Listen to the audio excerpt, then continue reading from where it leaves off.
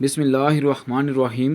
سریہ سالم بن عمیر رضی اللہ تعالیٰ عنہ کا واقعہ رمضان 1 ہجری میں پیش آیا۔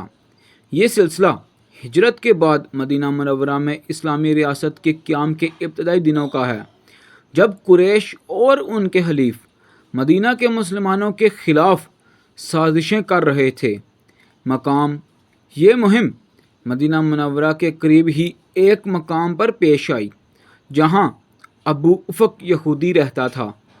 ہجرت کے بعد مدینہ میں مسلمان ایک نئی ریاست قائم کر رہے تھے۔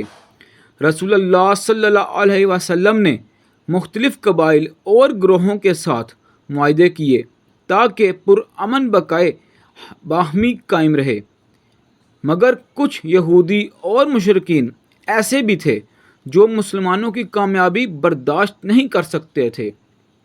انہی میں سے ایک یہودی شخص ابو افق تھا۔ وہ بہت بوڑھا تھا، لیکن مسلمانوں کے خلاف زہر اگلتا اور مسلسل لوگوں کو رسول اللہ صلی اللہ علیہ وسلم کی مخالفت پر اکساتا تھا۔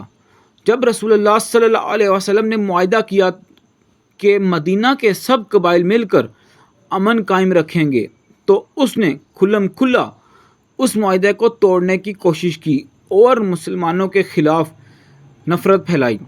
ایک دن اس نے رسول اللہ صلی اللہ علیہ وسلم کے خلاف ایک گستاخانہ شعر کہا اور لوگوں کو اکسایا کہ محمد صلی اللہ علیہ وسلم ہمارے نوجوانوں کو بہکا رہا ہے اور ہماری روایات توڑ رہا ہے۔ یہ الفاظ مسلمانوں کے لیے انتہائی دل آزاری کا باعث بنے۔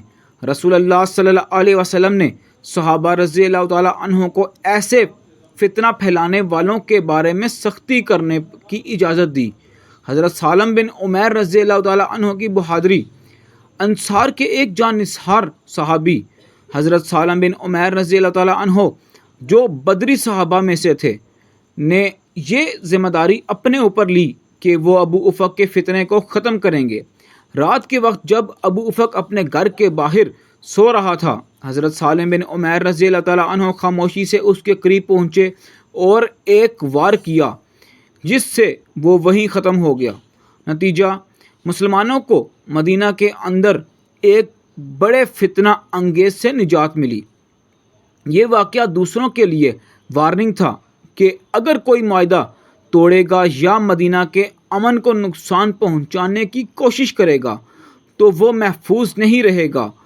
مسلمانوں کی ریاست کی بنیاد مزید مضبوط ہوئی اور دشمنوں کو احساس ہوا کہ مدینہ اب کمزور نہیں رہا۔